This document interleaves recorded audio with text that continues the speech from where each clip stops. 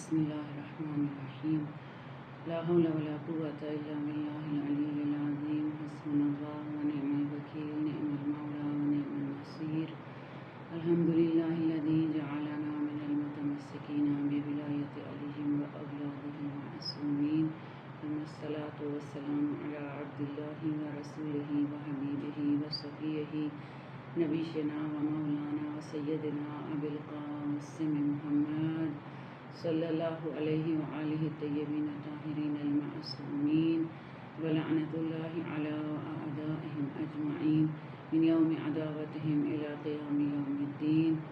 بسم اللہ الرحمن الرحیم. رب اشرح لی صدری ویسر لی امری واحلل عقدۃ من لسانی یفقہوا قولی. قرآن مجید کی روح سے ہم نے جانا کہ صبر کی کتنی اہمیت ہے، اور یہ بات ہمارے لیے واضح ہوئی کہ خدا کی اطاعت اور بندگی بغیر صبر کے ممکن نہیں ہے. اب جتنی بھی آرزوئیں ایک مومن رکھتا ہے یا جن اعلیٰ خصائل سے ہم اپنے وجود کو آراستہ کرنا چاہتے ہیں، اپنے کردار کو سنوارنا چاہتے ہیں، ان تمام آرزوؤں میں کامیابی کے لیے بنیادی شرط صبر ہے. گویا کہ نماز فروع دین ہے، نماز اصول دین میں سے ہے، توحید کا لازمی حصہ نماز پڑھنا ہے، رکن آدمیت صبر ہے. روایات میں ملتا ہے کہ جب زمانہ پیغمبر میں مسلمان جب باہم اکٹھے بیٹھتے تھے اور گفتگو کیا کرتے تھے، جب اپنی مجلس برخاست کرتے تھے تو ایک دوسرے کے ہاتھ پر ہاتھ رکھ کر باہم اکٹھے سورہ عصر کی تلاوت کرتے تھے. یہ خود اس بات کی نشاندہی کرتا ہے کہ تعلیمات پیغمبر میں کس قدر اس بات پر تاکید کی گئی صبر کے لیے، اور خود مسلمان اس کا کتنا ادراک رکھتے تھے، ان کی نظر میں کتنی اہمیت تھی صبر کی. ہم جب اپنے بچے کی تربیت کرتے ہیں، ہم اسے دیندار بنانے کی کوشش کرتے ہیں، ہم اسے سچ بولنے کی تلقین کرتے ہیں، ہم اسے اچھے اخلاق کی طرف راغب کرتے ہیں، لیکن ہم بچے کو صبر کی تلقین نہیں کرتے، وہ کام نہیں کرواتے ہیں، اسے عادت نہیں دیتے ہیں صبر کی. جتنی بھی وہ بچہ جسے ہم نمازی بنانا چاہتے ہیں، جب تک صبر نہ ہو وہ نمازی اور دیندار بھی نہیں بن سکتا ہے. بچے کی تربیت میں عام طور پہ کہا جاتا ہے کہ محبت پہلا قدم ہے. اگر محبت کے لحاظ سے دیکھا جائے تو محبت کی کثرت نے انسان کو سنوارا نہیں بگاڑا ہے. محبت کے ترانے دنیا میں بہت ہیں، لیکن محبت کم ہو گئی ہے، درندگی اور حیوانیت نے اس کی جگہ لے لی ہے. لہٰذا بہترین روش بچے کی تربیت میں محبت نہیں ہے بلکہ ادب ہے. کیوں؟ اس لیے کہ جب آپ اسے خدا کا ادب، خدا کے احکام کا ادب، بڑے کا ادب، چھوٹے کا ادب سکھاتے ہیں تو خود بخود اس ادب میں ایک طرح کا صبر پوشیدہ ہے. بچہ ادب کے ساتھ ساتھ صبر بھی سیکھ لیتا ہے، جبکہ محبت اسے بے صبرا بناتی ہے، آپ سے وہ توقع رکھتا ہے. بس یہ بات بھی ہمارے لیے واضح ہو گئی گزشتہ گفتگو میں کہ پروردگار کی مشیت ہے کہ وہ ہر انسان کو اس کی صلاحیت کے مطابق امتحان میں ڈالتا ہے. مشیت پروردگار ہے ہر انسان اس دنیا میں مبتلا مصیبت ہو. دو طرح سے انسان پر مصیبت آتی ہے، ایک اپنے گناہوں اور اپنی کوتاہیوں کے سبب، اور ایک خدا کی جانب سے. بہرحال جس بھی طرح سے انسان پر مصیبت آئے، انسان اس مصیبت کو خود برطرف نہیں کر سکتا. مصیبت کی ابتدا میں شاید انسان خود دخیل ہو، خود مؤثر ہو، لیکن اس کی ختم ہونے میں سوائے پروردگار کے اس مصیبت کو کوئی ختم نہیں کر سکتا ہے. جبکہ مومن کے لیے مصیبت رشد، پرورش اور اس کی عظمت اور بزرگواری میں اضافے کا باعث بنتی ہے، اسے درجات دیتی ہے، اس کی صلاحیتیں نکھرتی ہیں. پیغمبر خدا صلی اللہ علیہ وآلہ وسلم خدا قرآن میں فرماتا ہے یا ایھا الانسان انک قادر الی ربک قدحا فملاقی، وہ خدا سے ملاقات کی کوشش کرتا ہے تو ملاقات کرے گا. کس طرح سے ملاقات کرے گا؟ ان سختیوں سے گزر کے قابل ملاقات، قابل لقائے خدا بنے گا. پیغمبر گرامی صلی اللہ علیہ وآلہ وسلم فرماتے ہیں کہ میں نے ایک مرتبہ جبرائیل سے پوچھا کہ صبر کیا ہے. جبرائیل نے عرض کیا یا رسول اللہ، خدا فرماتا ہے صبر یہ ہے کہ جو تکلیف میں نے تجھے دی ہے اس کا ذکر کسی سے نہ کرے. یہ بھی ایک طرح کی بے صبری ہے جو عام طور پہ ہمارے معاشرے میں بہت پائی جاتی ہے کہ درد دل کے طور پر اپنے مسائل، اپنی مشکلات کی پٹاری ہر وقت کھولے رکھتے ہیں. درد دل کرنا برا نہیں ہے، لیکن صرف درد دل کی خاطر، صرف اپنی بھڑاس، اپنی اس جلن کو ختم کرنے کے لیے، اپنی اس تکلیف کو راحت کرنے کے لیے دوسروں کے سامنے بیان کرتے رہنا اپنی مشکلات کو، یہ بھی بے صبری ہی ہے. اللہ تعالیٰ فرماتا ہے، روایت میں ہے کہ اے بندہ خدا، میں نے تجھے تکلیف دی ہے، تو دوسروں کے سامنے مجھے رسوا کر رہا ہے، کیا تو چاہتا ہے کہ میں بھی تجھے اسی طرح سے رسوا کر دوں، تیرے عیبوں سے پردہ اٹھا دوں؟ لہٰذا صرف درد دل کی خاطر، صرف اپنی دل کا بوجھ ہلکا کرنے کے لیے دوسروں کے ساتھ اپنی مسائل اور مشکلات کا ذکر کرنا بھی ایک طرح کی بے صبری ہے. اگر اس لحاظ سے سورہ عصر کو مد نظر رکھتے ہوئے دیکھا جائے تو ہم دین کی تعلیمات کے لیے جتنا کوشاں ہیں، جس قدر دین کو سیکھنے کے لیے کوشش کرتے ہیں، اس قدر ہم نے صبر کے معاملے پر توجہ نہیں دی ہے، اور خود میں صبر پیدا کرنے کی طرف توجہ کی ہے، اور نہ ہی اپنے زیر تربیت یا زیر کفالت افراد میں صبر کے اس اعلیٰ خصلت کو پیدا کرنے کی کوشش کی ہے. یہ ایک اتنا بڑا نقص ہے جو ہمارے دینی تعلیم کے اداروں میں بھی موجود ہے. اگر ممبر پہ دیکھا جائے تو ممبر سے صبر کی تلقین کم ہے. اتنی اہمیت نہیں بتائی گئی کہ صبر نہ صرف انفرادی زندگی کے لیے بلکہ اجتماعی زندگی کے لیے بھی کتنا لازمی اور ضروری ہے، قطع نظر اس کے کہ دین کی تعلیمات پر عمل، دین کے تقاضوں کو پورا کرنا بغیر صبر کے ممکن نہیں ہے. اسی طرح سے دینی مدارس اصول دین بھی سکھا دیتے ہیں، واجبات کی تعلیم بھی دے دیتے ہیں، اور اسی طرح سے جتنی بھی دینی کلاسز ہوتی ہیں دین کی تعلیم ضرور دیتے ہیں، لیکن صبر کی تلقین بہت کم ہے. جبکہ قرآن کہتے ہیں وَتَوَاصَوْا بِالْحَقِّ وَتَوَاصَوْا بِالصَّبْرِ. تواصو بالحق امر بالمعروف نہی از منکر ہے. تواصو بالحق اصول دین کا علم ہے. تواصو بالحق واجبات الہیہ، حرام اور حلال کی پہچان ہے. لیکن تواصو بالصبر، خدا نے بہت سی نیکیوں کا قرآن میں ذکر کیا، بہت سی خوبیوں کا قرآن میں ذکر کیا، لیکن مدد لینے کے لیے صرف 2 چیزوں کا ذکر کیا. 2 چیزوں سے مدد حاصل کریں، وَاسْتَعِینُوا بِالصَّبْرِ وَالصَّلَاةِ. گویا خدا کو ہمارے صبر سے کام ہے. گویا در اصل کہ خدا ہمیں یہ سمجھا رہا ہے کہ صبر کے بغیر اس کی اطاعت بھی ممکن نہیں ہے. انسان کس طرح سے صبر سیکھے؟ نفس انسان بہت مکار ہے. نفس انسان کو رام کرنا مشکل امر ہے.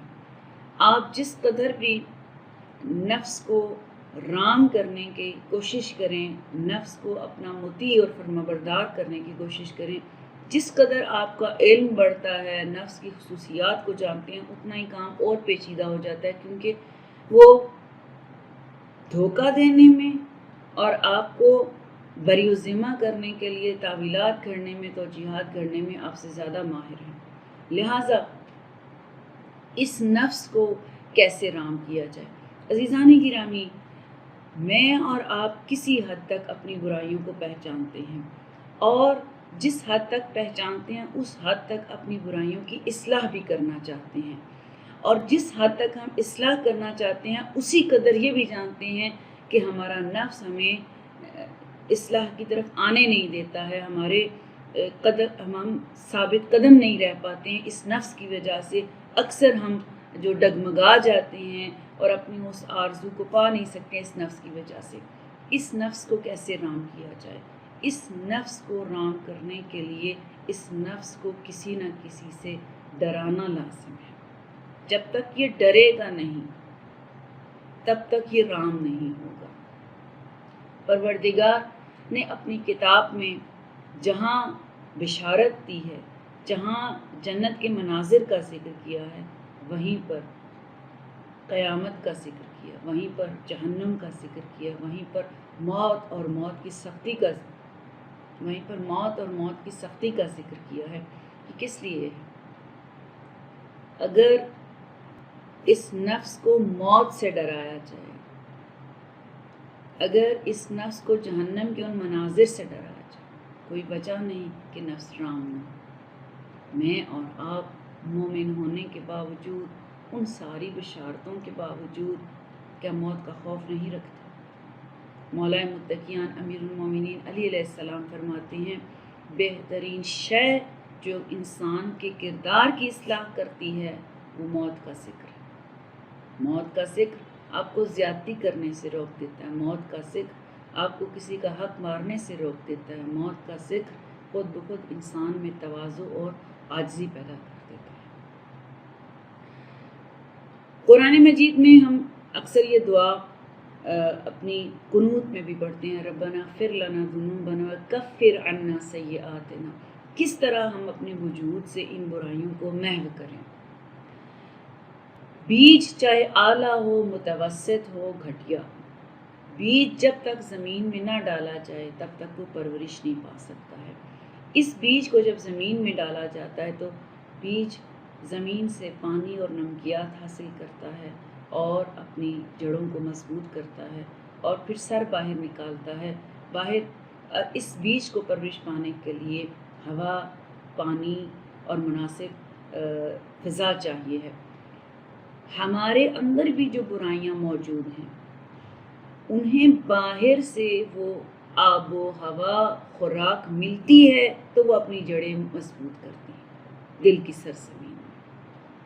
یہ جو ہم پروردگار سے کہتے ہیں وَكَفِّرْ عَنَّا سَيِّئَاتِنَا، یعنی تو اپنی جانب سے ہماری برائیوں کو محو کر دے. کیا کر دے؟ یعنی یہ پودا جو سر نکالنے والا ہے یا سر نکال چکا ہے، اس سر نکالے ہوئے پودے پر اگر آپ ایک برتن الٹ دیں، ہوا، پانی، روشنی کا گزر نہ ہو تو کچھ دنوں میں اس کی جڑیں خشک ہو جائیں گی، یہ پودا جل جائے گا.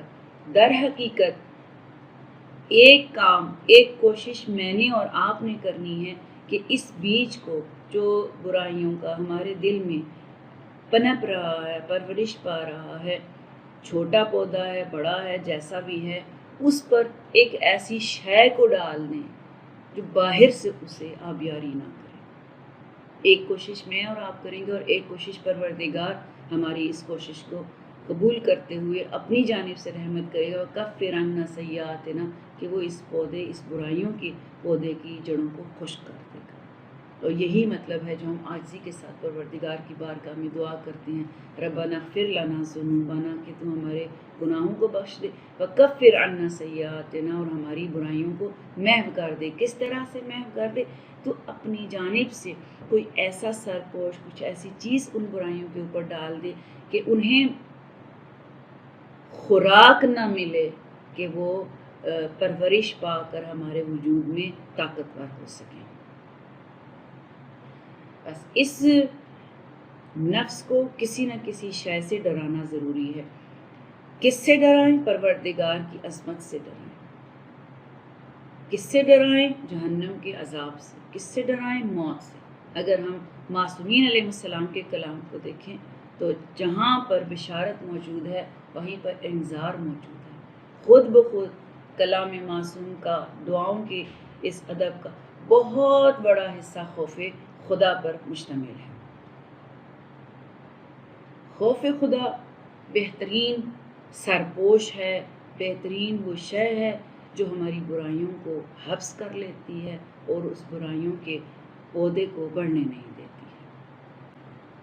غیر خدا کا خوف انسان کو ذلیل کر دیتا ہے، جبکہ خدا کا خوف اسے عزیز کر دیتا ہے. انسان جس شے سے ڈرتا ہے اتنا ہی اس سے بھاگتا ہے، لیکن انسان جس قدر خدا سے خوف کھاتا ہے، خدا کا خوف، خدا کی خشیت اس کے دل میں پیدا ہوتی ہے، اسی قدر خدا سے قریب ہو جاتا ہے۔ بالکل اسی طرح سے کہ بچہ ماں کی نافرمانی سے جتنا ڈرتا ہے اسی قدر ماں کے قدموں سے لپٹتا ہے، اور خدا کا خوف انسان کو اپنی رحمت کی آغوش میں لے لیتا ہے۔ یہ بھی ایک عجیب بات ہے کہ ہمارے دینی تعلیمات کے جتنے بھی پلیٹ فارم ہیں، ممبر ہو، مسجد ہو، مجالس اعضاء ہوں، وہاں خوف خدا کا حصہ بہت ہی کم ہے۔ ہم خدا کے خوف کا ذکر نہیں کرتے ہیں، جبکہ اگر اسی خوف خدا کو معصومین علیہ السلام کی سیرت میں دیکھا جائے، ان کی دعاؤں، مناجات، ان کی عبادت میں دیکھا جائے تو بکثرت ہمیں ایسے جلوے نظر آتے ہیں کہ وہ خوف خدا سے کس قدر خوف خدا کا احساس رکھتے ہیں، عظمت خدا ان کی نگاہوں میں جلوہ گر ہے۔ اگر یہ ایک مثال خوف کے لیے دی جاتی ہے کہ اگر ایک کمرے میں بچے کو اکیلا چھوڑ دیا جائے اور کوئی سانپ وہاں پر آ جائے تو شاید بچہ نہ ڈرے، اور اس کی چمکیلی جلد کو دیکھتے ہوئے شاید اس کی طرف بڑھے اور اسے پکڑنے کی بھی کوشش کرے کہ یہ کیا چیز ہے۔ لیکن یہی بچہ اگر اپنے باپ کے ساتھ ہو اور باپ سانپ کو دیکھ کر گھبرا جائے اور شور مچائے تو یہ بچہ رونے لگے گا۔ کیوں؟ باپ کے رونے سے، باپ کے پریشان ہونے سے، خوفزدہ ہونے سے سمجھ جاتا ہے کہ میرا باپ بلا سبب خوفزدہ نہیں ہے۔ ہم کیوں خدا کا خوف نہیں رکھتے؟ ہمارے دل میں کیوں خشیت خدا نہیں ہے؟ خدا قرآن میں فرماتا ہے انما یخشون اللہ من عبادہ العلماء، خدا کے خوف سے، کا خوف صرف صاحبان علم کے دل میں ہے۔ اذا ذکر اللہ وجلت قلوبہم، جب اللہ کا ذکر آتا ہے ان کے دل لرزنے لگتے ہیں خوف خدا، عظمت پروردگار سے۔ کس قدر عظمت پروردگار کا احساس کربلا والوں کے دل میں جلوہ گر ہے، اور اس عظمت خدا کا جلوہ ان کے عمل میں نظر آتا ہے۔ سخت ترین مصائب، سخت ترین حالات، شب عاشور سب کو معلوم ہے صبح شہید ہو جائیں گے، خواتین کو معلوم ہے کل یہ سارے مرد شہید ہو جائیں گے، لیکن وہ رات کس قدر ذکر الہی سے منور ہے، بندگی خدا سے منور، کسی کے چہرے پر شکست کے آثار نہیں ہیں، کسی کے وجود پر کل کی مصائب اور مشکلات کے پیش نظر کوئی لرزہ طاری نہیں ہے۔ اس طرح سے لگتا ہے، جو بتایا جاتا ہے روایات میں، کہ ذکر کی آواز اس طرح سے تھی جیسے شہد کی مکھیوں کی بھن بھناہٹ۔ تو شہد کی مکھیاں جب بھن بھناتی ہیں اس وقت بھن بھناتی ہیں جب وہ شہد بنا رہی ہوتی ہیں، گویا ان کا ذکر، ان کی عبادت، ان کی بندگی ایک کیفیت اور نورانیت کو پیدا کر رہی تھی۔ کس کیفیت اور نورانیت کو پیدا کر رہی تھی؟ جس سے وہ صرف خود منور نہیں ہوئے بلکہ رہتی دنیا تک مومنین کے دلوں کو ایمان سے منور کر دیا۔ مولا حسین روز عاشور ہر قربانی کے لیے، ہر شہادت میں رضم بقضائہ و تسلیما لامرہ کتنی بار کہا، کتنی بار کہا۔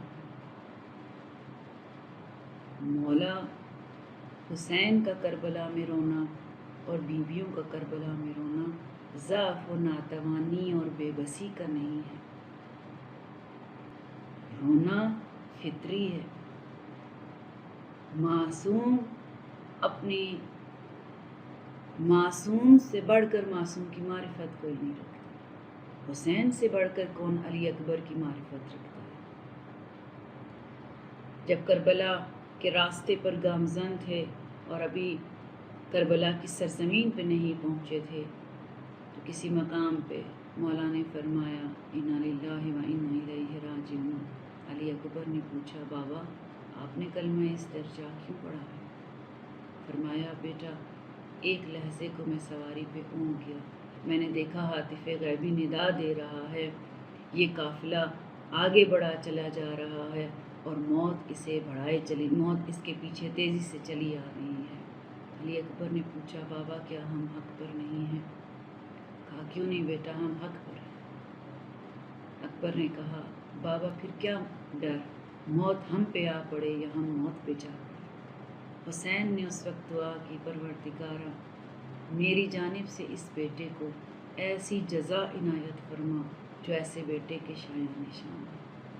حسین کا ہاتھ روز عاشور جب علی اکبر کو میدان میں بھیجا، یہ شبیہ رسول علی اکبر کو تیار کرنے کے بعد کہا پروردگارا گواہ رہنا میں اسے میدان میں بھیج رہا ہوں جو صورت اور سیرت میں تیرے رسول جیسا ہے۔ اور جب کچھ دیر جہاد کرنے کے بعد علی اکبر لوٹے، کہا بابا زرہ کی گرمی مارے دیتی ہے، پیاس کی شدت ہے، 2 گھونٹ پانی مل جائے تو جنگ کرنے کے قابل ہو جائے۔ مولا حسین سے علی اکبر نے مانگا تو کیا مانگا؟